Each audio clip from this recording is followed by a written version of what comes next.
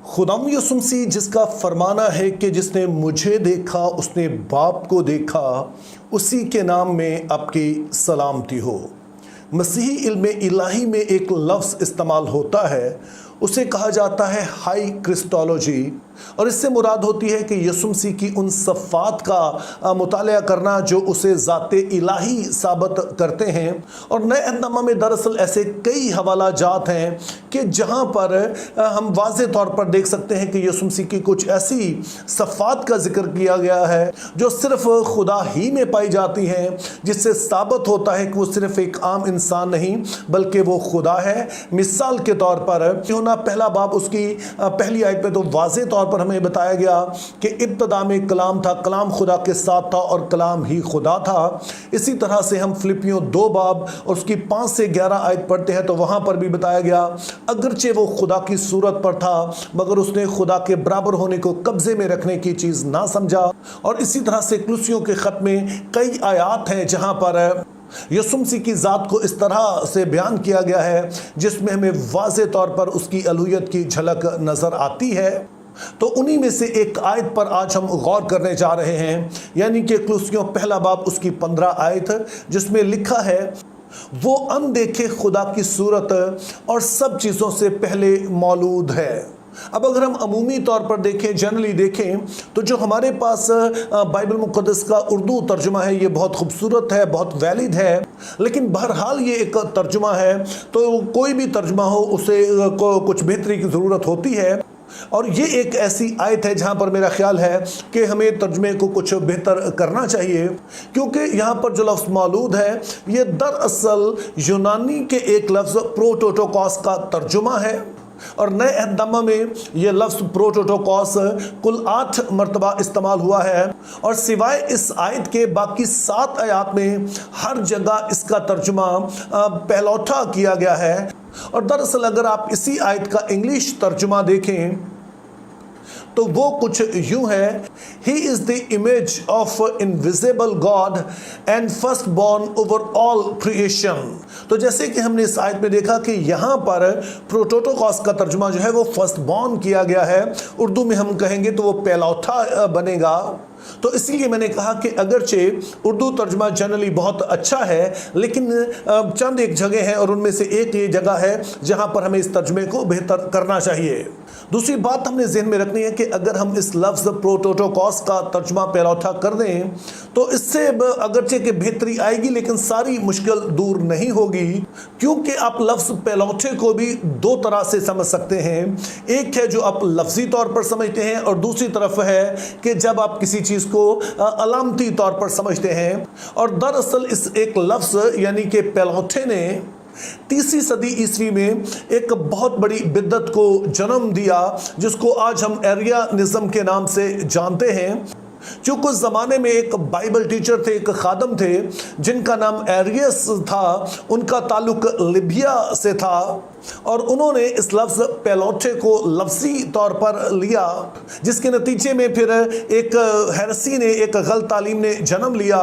क्योंकि एरियस का कहना यह था कि चूँकि यसुम मसीह को यहाँ पर पहलौठा कहा गया है तो इससे मुराद ये है कि इससे पहले कि खुदा ताला बाकी कायनात को खलक करते तो यसुम मसीह को उन्होंने सबसे पहले खलक किया। तो इस तरह से यसुम मसीह मखलूक है, और चूँकि वो मखलूक है तो इसलिए उसका जो जौहर है, उसकी जो नेचर है, उसकी जो फितरत है वो इलाही नहीं हो सकती है, उससे मिलती जुलती तो हो सकती है, लेकिन वो खुदा बाप की तरह की फितरत नहीं रखता है। तो इसलिए हम यसुम मसीह को ज़ाते इलाही नहीं कह सकते हैं।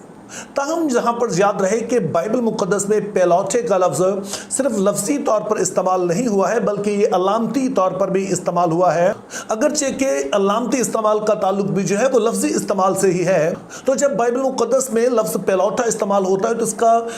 लाजमी मतलब ये नहीं होता है कि वो बेटा जो सबसे पहले पैदा हुआ है, बल्कि इससे मुराद हो सकती है वो शख्स जिसको आप अपना जानशी मुकर्रर करते हैं, जिसको आप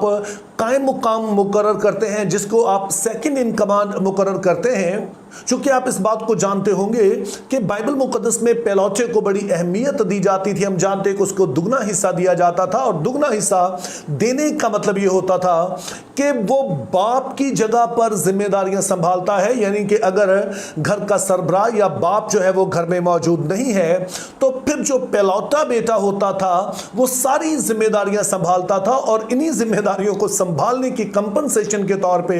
उसे दुगना हिस्सा दिया जाता था। और इसी तरह से अगर कोई बादशाह किसी को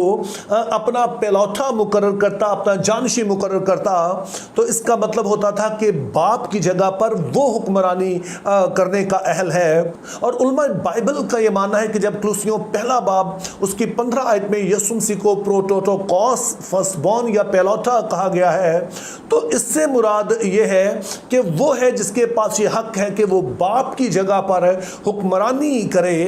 या जिसको हम दूसरे अल्फाज में हम कहते हैं कि वो बाप के दाहिने हाथ बैठा है। तो इस तरह से मेरे अजीजों, इस हवाले से जो पहली चीज़ आपने नोट की है कि हमारे पास यहाँ पर जो उर्दू तर्जुमा मौजूद है, इसका बेहतर तर्जुमा पहलौठा होना चाहिए। और हमने देखा कि पहलौठे का इस्तेमाल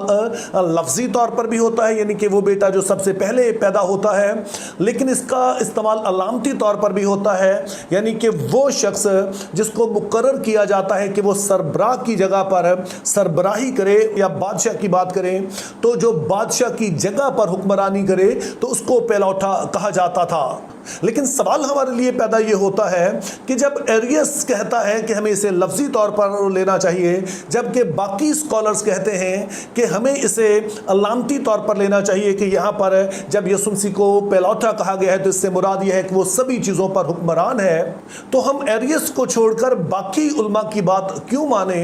तो उसका सबब कुलुसियों पहला बाब उसकी जो 15 आयत है इसका सियाको सबाक है। तो आइए ज़रा हम जो इसके बाद की आयात है उसे पढ़ ले, तो आप बेहतर तौर पर समझ सकेंगे कि यहाँ पर मुक़द्दस पौलुस दरअसल कहना क्या चाह रहे हैं। तो खुदा के कलाम में ये लिखा है, वो अनदेखे खुदा की सूरत और तमाम मखलूक़ात से पहले मौजूद है, क्योंकि उसी में सब चीज़ें पैदा की गई, आसमान की हो या ज़मीन की, देखी हो या अनदेखी, तख्त हो या रियासतें, हुकूमतें या इख्तियारात, सब चीज़ें उसी के वसीले से और उसी के वास्ते पैदा हुई, और वो सब चीज़ों से पहले है और उसी में सब चीज़ें कायम रहती हैं। और वही बदन यानी कलीसिया का सर है, वही इब्तदा और मुर्दों में से जी उठने वालों में पहलौठा है, ताकि सब बातों में उसका अव्वल दर्जा हो। अब इस आखिरी फिक्रे पर गौर कीजिए जहां पर लिखा गया है ताकि सब बातों में उसका अव्वल दर्जा हो। यहाँ पर मुक़द्दस पौलुस वाज़े तौर पर बता रहे हैं कि उनका मकसद यहाँ पर यह बताना है कि यीशु मसीह का स्टेटस क्या है। वो ये नहीं कहना चाह रहे हैं कि पहले कौन खलक हुआ या बाद में कौन खलक हुआ, बल्कि वो यहाँ पर वाज़े तौर पर बताते हैं कि यीशु मसीह का स्टेटस जो है वो सब चीज़ों के ऊपर है, वो सब चीज़ों से बालातर है, वो सभी चीज़ों पर हुक्मरानी कर रहा है, उसके पास हर चीज़ की सरबराही है। और फिर इसी हवाले को जब आप जारी रखते हैं और आगे बढ़ते हैं तो कुलुसियों 2 बाब और उसकी 9वीं आयत में वो मशहूर आयत है जिस पर मैं पहले वीडियो बना चुका हूं, यानी कि जब मुक़द्दस पौलुस रसूल यीशु मसीह के हवाले से कहते हैं कि अलूहियत की सारी मामूरी मुजस्सम होकर उसमें सुकूनत करती है, तो यहाँ पर किसी भी तरह का कोई अबहाम नहीं रहता है कि मुक़द्दस पौलुस खुद ही यहाँ पर बता रहे हैं कि यीशु मसीह ज़ाते इलाही है जो कि जिस्म का जामा पहन कर आए हैं। और मुक़द्दस पौलुस यहाँ पर उन्हें सिर्फ ज़ाते इलाही नहीं कहते बल्कि वो उन्हें कामिल खुदा कह रहे हैं, क्योंकि उनका कहना है कि अलूहियत की सारी मामूरी उनमें मुजस्सम होकर सुकूनत करती है। तो इस तरह से हम देखते हैं कि अगर हम सिर्फ कुलुसियों को ही देख लें तो मुक़द्दस पौलुस वाज़े तौर पर यीशु मसीह को ज़ाते इलाही कह रहे हैं, जिसका वाज़े मतलब यह है कि जब कुलुसियों पहला बाब 15 आयत में उन्हें पहलौठा कहा गया है या उर्दू में हम कहें तो मौलूद कहा गया है, तो वो ये नहीं कह रहे हैं कि यीशु मसीह सब चीज़ों से पहले खलक हुए हैं, बल्कि मुक़द्दस पौलुस का कहना है कि वो सब चीज़ों पर हुक्मरान है।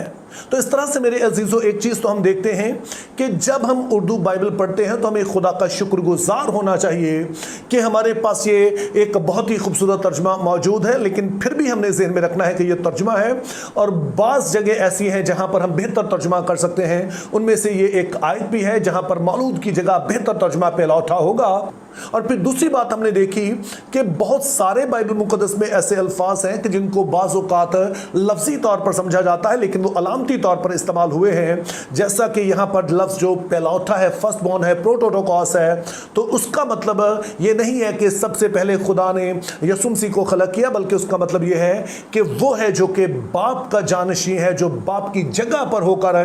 کائنات پر حکمرانی کرتا ہے، جس کو ہم رسولوں کے عقیدے میں کہتے ہیں کہ وہ باپ کے داہنے ہاتھ بیٹھا ہے۔ تو اس لیے ایک طرف تو بائبل مقدس کو ہم دیکھتے ہیں کہ یہ بہت ہی سادہ زبان میں لکھی گئی ہے اور کوئی بھی عام شخص اسے پڑھ سکتا ہے اور بہت کچھ سمجھ بھی سکتا ہے، لیکن بہت ساری جگہیں ایسی ہیں کہ جہاں پر ہمیں اصل زبان میں اسے پڑھنے کی ضرورت ہوتی ہے، جہاں پر ہمیں علماء کی رہنمائی کی ضرورت ہوتی ہے، اساتذہ کی رہنمائی کی ضرورت ہوتی ہے۔ تو اس لیے یہ ضروری ہوتا ہے کہ ہم ہیوملٹی اختیار کریں، تو جو ہم سے پہلے بڑے نام ہیں، جو معتبر اسکالرز ہیں، ہم ان کی رائے کو عزت دیں بجائے اس کے کہ ہم اپنی ہی بات پر اڑے رہیں۔ اور جب ہم ایسا کریں گے تو ہم بائبل مقدس کو بھی بہتر طور پر سمجھ پائیں گے اور اپنے خداوند یسوع مسیح کی ذات کو بھی بہتر طور پر جان پائیں گے۔ Think biblically, live purposefully, have a very good day.